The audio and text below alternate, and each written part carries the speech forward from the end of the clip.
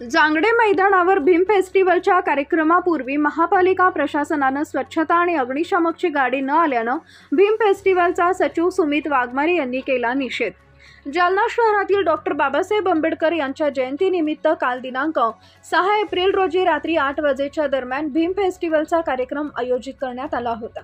या कार्यक्रमापूर्वी महानगरपालिकेनं स्वच्छता आणि अग्निशामक गाडी न आणल्यानं भीम फेस्टिवलचे सचिव सुमित वाघमारे यांनी महानगरपालिकेचा निषेध नोंदवलाय। भीम फेस्टिवलच्या पदाधिकाऱ्यांनी महानगरपालिकेला निवेदन सादर करत स्वच्छता आणि अग्निशामक गाडी आणावी असं निवेदन महानगरपालिकेला दिलंय। पूर्वसूचना देऊनही महानगरपालिकेने दुर्लक्ष केल्यानं भीम फेस्टिवलचा सचिव सुमित वाघमारे यांनी निषेध केला।